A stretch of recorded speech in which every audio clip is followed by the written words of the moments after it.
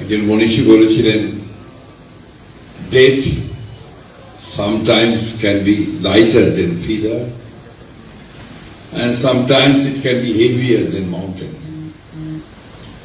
মৃত্যু কখনো কখনো পাখির পালকের মতো হালকা হয়, আবার কখনো কখনো সেটা পাথরের মতো ভারী হয়। কুদ্দুস ভাইয়ের মৃত্যু আমাদের জন্য পাহাড়ের মতো ভারী।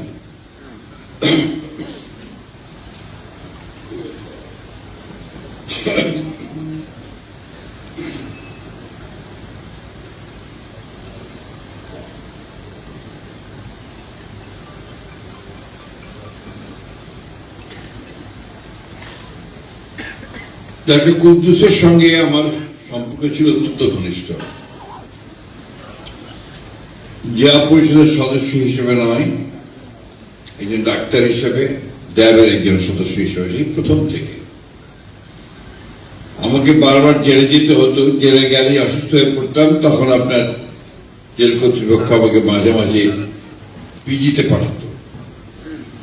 পিজিতে পাঠালে কখনো কখনো আমি সেখানে ওই আপনার কেবিনে বন্দি অবস্থায় থাকতাম, আমাদের ডাক্তার সাহেবরা আমার চিকিৎসা করতেন। সেখানে ইনভেরিয়েবলি প্রতিদিন কুদ্দুস ভাই আমাকে দেখতে আসতেন। এরপর আমার বাসায় তিনি বহুবার গিয়েছেন, ড্যাবের সমস্যা নিয়ে গেছেন, জিয়া পরিষদের সমস্যা নিয়ে গেছেন, আমাদের অফিসে এসেছেন। তার সবচেয়ে বড় গুণ ছিল যেটা, সেটা হচ্ছে তার একজন অমায়িক মানুষ, কিন্তু একেবারে শক্ত মানুষ, সৎ মানুষ, নির্ভীক মানুষ। সবাই জানেন যে তিনি আমাদের স্বাধীনতার ঘোষক শহীদ প্রেসিডেন্ট জিয়া রহমানের সঙ্গে স্বাধীনতা যুদ্ধে তার সঙ্গে যুদ্ধ করেছেন। দুর্ভাগ্য আমাদের যে এই ধরনের মানুষগুলোকে কিন্তু আমরা তাদের যোগ্য মর্যাদা বহুদিন ধরে দিতে পারিনি। পিজি হাসপাতাল থেকে তাকে অন্যায়ভাবে সরে যেতে হয়েছে এবং বিভিন্ন সময়ে তাকে হেনস্থা হতে হয়েছে। তার ছেলে যে কথা বললেন, তাকে অনেক কষ্ট পেয়েছেন তিনি। তার হঠাৎ করে সেরিব্রাল হেমোরেজ এবং তারপরে কমাতে চলে যাওয়া, এটা এমনি এমনি হয়নি। এটা তার ক্ষোভে, দুঃখে, অপমানে তার এই ধাক্কাটা তিনি খেয়েছিলেন। আমাদের দুর্ভাগ্য যে আমরা এমন একজন গণী ব্যক্তিকে আমাদের মাঝে অনেক দিন ধরে রাখতে পারলাম না।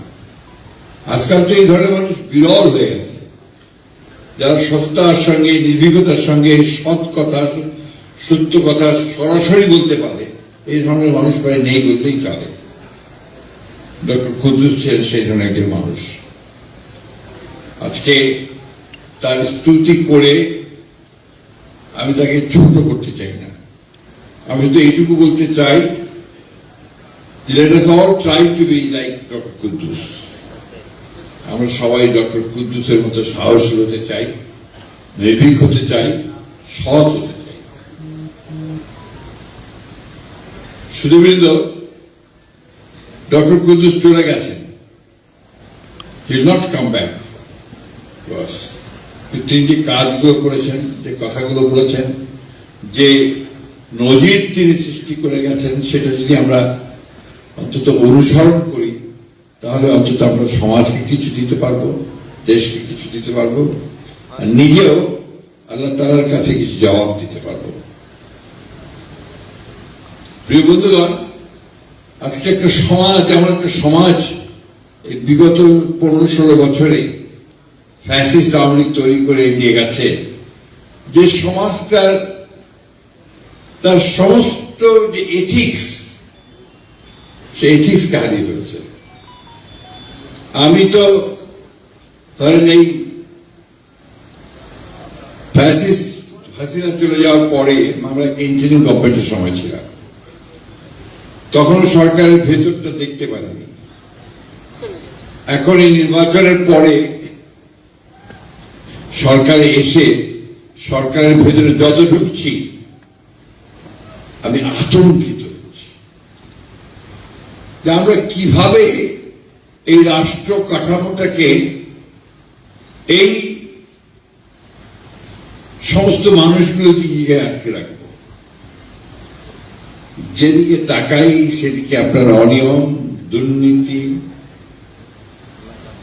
স্বজনপ্রীতি